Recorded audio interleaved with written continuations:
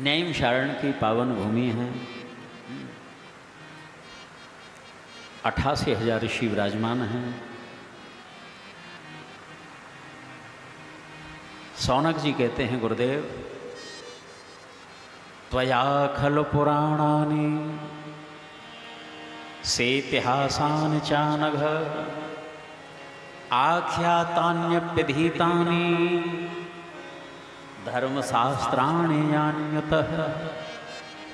गुरुदेव, आपने संपूर्ण इतिहास और पुराणों को अच्छी तरह से पढ़ा है और कहा भी है। हमारी कुछ जिज्ञासाएं हैं, उनका समाधान कर दें आप। गुरुजन बड़े दीन वत्सल होते हैं। जो वास्तविक शिष्य होता है, गुरुदेव जो हैं उसके बिना पूछे भी हृदय का जो गोप्य रहस्य है उड़ेल देते हैं। सत्पात्र होना चाहिए। ब्रूयुः स्निग्धस्य शिष्यस्य गुरवो गुह्यमप्युतः। हम आपके सत शिष्य हैं, इसलिए अनुग्रह करें गुरुदेव हमारे ऊपर। तत्र तत्रान्यसायुष्मन् भवता यद् विनिश्चितम् पुंसामेकान्ततः श्रेयः तन्नः संस्यतुमर्हसि।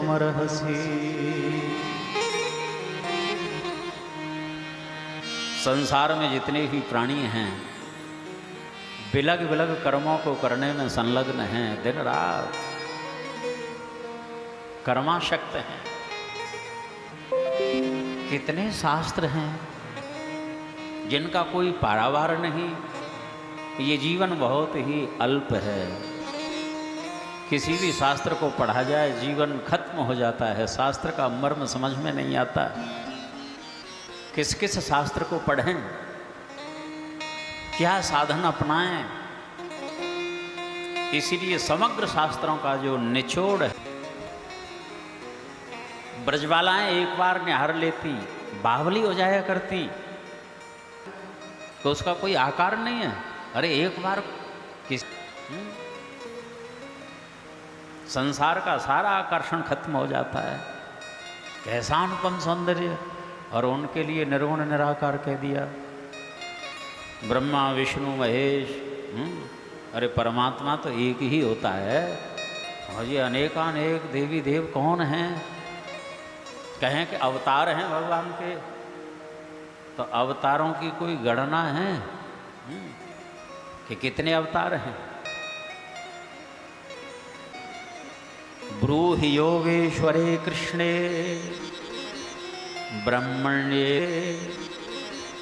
ब्रह्मण्ये धर्मवर्मणि। आज श्री सूत जी ने सदगुरुदेव श्री सुखदेव जी का ध्यान किया है, गुरुदेव का मंगलाचरण किया। श्रीमन नारायण माँ सरस्वती का ध्यान किया, भगवान व्यास का ध्यान किया है, सबकी जय जयकार की है।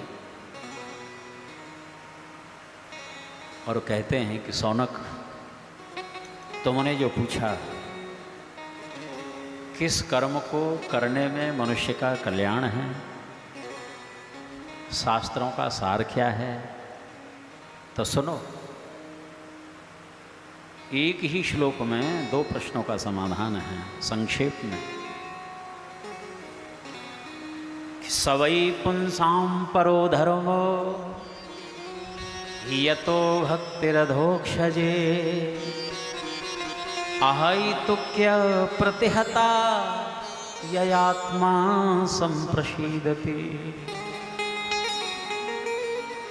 स माने वह, वै इति निश्चयेन, संशय मत करना।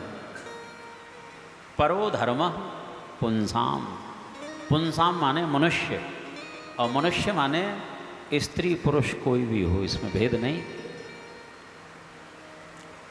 मनुष्य मात्र का जीवन का परम धर्म जो है, सर्वोच्च धर्म जो है, केवल यही है, अधोक्षजे अहितुक्य प्रतिहता। अधोक्षज भगवान की, अधोक्षज हमको लगता है ये पंढरीनाथ भगवान जो है महाराष्ट्र में, जिनकी दृष्टि नीचे को है, बिना मांगे ही देने का जिनका स्वभाव है, लेकिन फिर भी संसारियों का स्वभाव है कि भगवान के समक्ष जाकर के भी तमाम अर्जी लगा देते हैं, प्रभु ये कामना पूरी कर दो, ये कर दो, ये दे दो, अमुक दे दो, तमुक दे दो। क्या ये जानते नहीं? देखिए, कहा तो उसको जाता है जिसको मालूम नहीं है। सच पूछो, हम स्वयं को अपने जीवन के विषय में मालूम नहीं कि मेरा हित कैसे होगा।